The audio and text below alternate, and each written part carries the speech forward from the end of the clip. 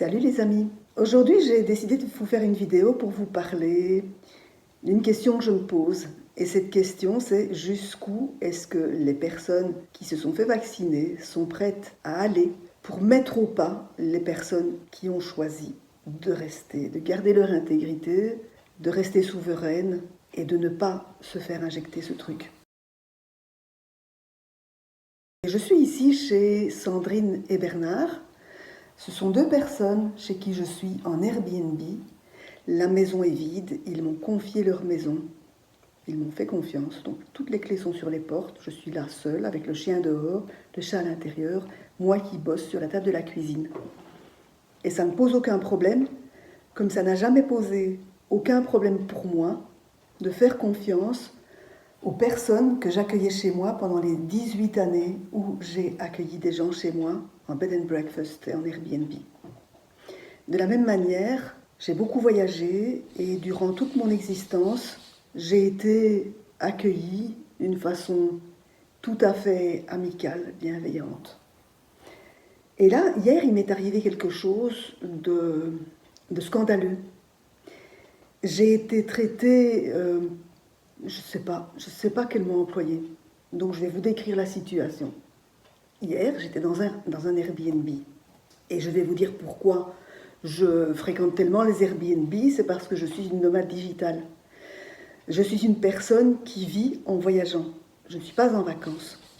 Et donc il y a des moments où j'aime passer du temps avec des gens pour faire des rencontres, parce que j'aime beaucoup faire des rencontres et découvrir des lieux par le biais de l'expérience que les autochtones ont de leur lieu. Mais par ailleurs, je suis quelqu'un qui bosse et du coup, j'aime bien me retrouver seule pour travailler intensivement.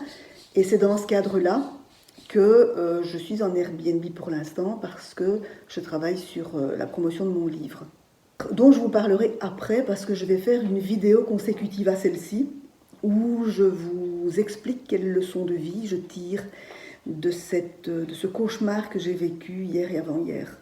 Donc j'ai réservé un Airbnb comme je le fais depuis la nuit des temps, depuis vraiment de longues années. Et ce qui s'est passé m'a montré que la personne manipulait ses locataires éventuels dans la mesure où elle taisait des informations. Si ces informations s'étaient trouvées sur son profil, je n'aurais pas demandé à réserver chez elle. Et donc ce qu'elle cache dans son profil, c'est qu'on peut réserver plusieurs nuits consécutives, mais chez elle, on dort, on reçoit le petit-déj, et la journée, on doit être dehors. On ne peut pas rester dans sa chambre.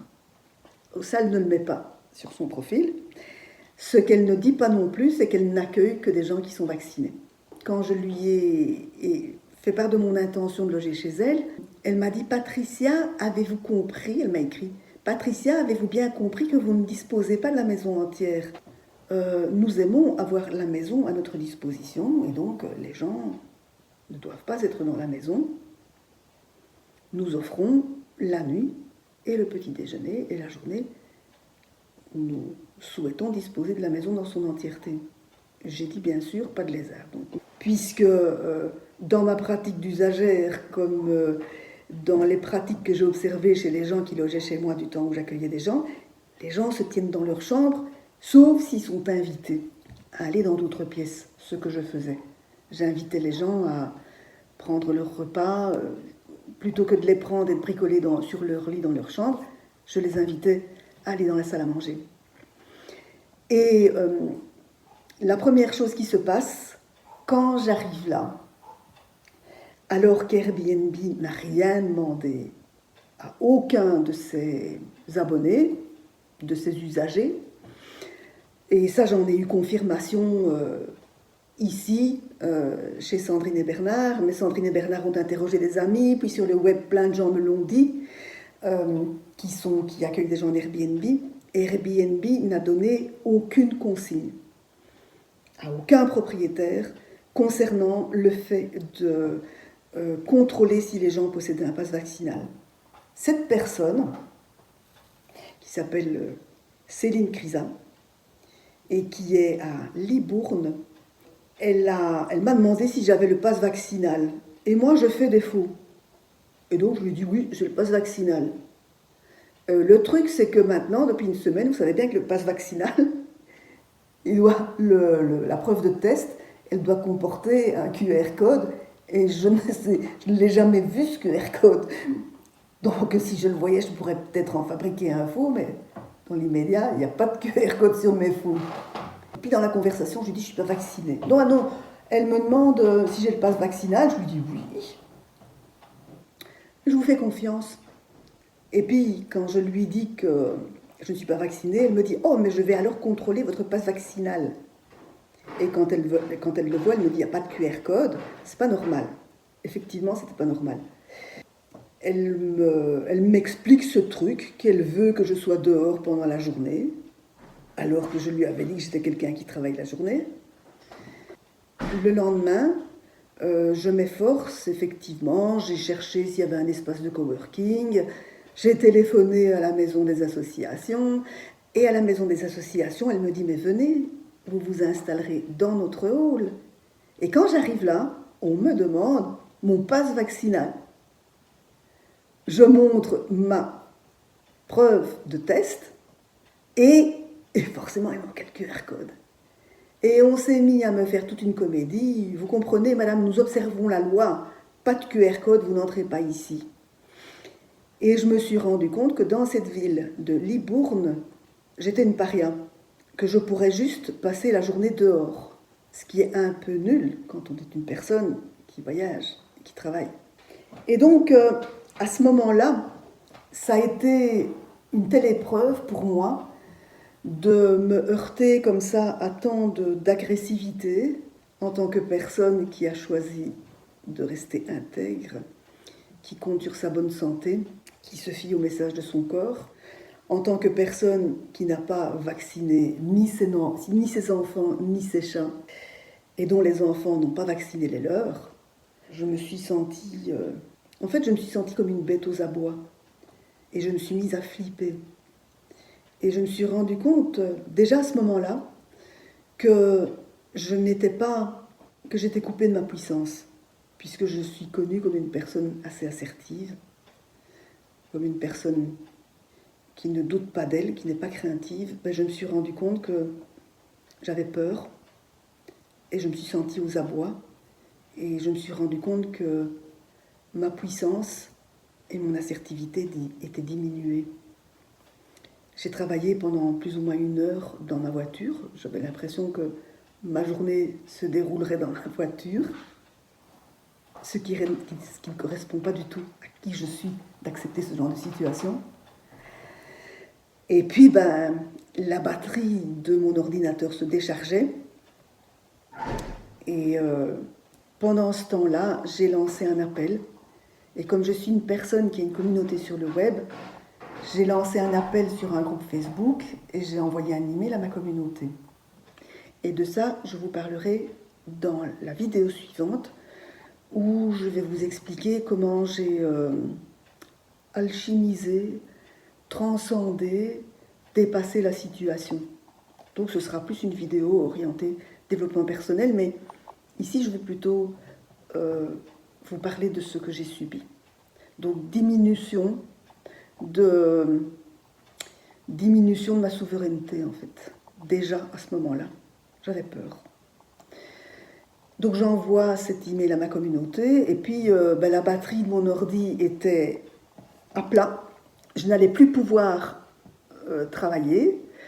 Et donc j'ai envoyé un message à cette Céline Crisa de Libourne en lui disant « Céline, je rentre parce que je dois recharger mon ordinateur, je ne peux pas ne pas travailler aujourd'hui ». Peu de temps après, je l'entendais rentrer. Vous pensez bien que je me suis tenue, je me suis limitée à l'espace de ma chambre. Je n'avais ni le besoin ni le souhait de visiter sa maison. Et j'avais les chocottes. Je me sentais toute tremblante, j'avais peur. Et j'ai pas trouvé le moyen de bosser. J'ai pas pu me concentrer. Je pensais juste au fait que j'avais peur. Et je pensais juste à trouver des ressources pour trouver de l'aide. À ce moment-là, j'ai écrit un message à Sandrine, chez qui je suis aujourd'hui, et à la personne chez qui je devais être demain et après-demain, en leur disant, bon, puisque Airbnb vous a dit de contrôler les passes sanitaires des gens, je tiens à vous signaler que je ne suis pas vaccinée, que je n'ai pas de passe sanitaire avec un QR code. Est-ce que vous voulez que j'annule ma réservation? Et par retour d'email, Sandrine m'a dit, mais nous, on est vaccinés, mais on n'a pas besoin que vous le soyez. Vous êtes bienvenus chez nous. Et par ailleurs, Airbnb n'a demandé à personne de vérifier les passes sanitaires. Et puis alors, quand je suis descendue vers 19h, Céline Crisa était dans sa salle à manger, attablée devant son ordinateur, en train de fumer. Elle avait fumé toute la journée. Et elle m'a engueulée, mais vraiment comme une malpropre. Elle m'a dit, j'espère que vous allez bien travailler. Moi, à cause de vous, je me suis fait chier ici dans ma salle à manger. J'ai rien pu faire de ma journée. Et mon vieux père de 86 ans, je l'ai empêché de venir, de craindre que vous le contaminiez. Et mes enfants et mon conjoint n'ont pas osé rentrer pour la même raison. Style, vous êtes une véritable infection.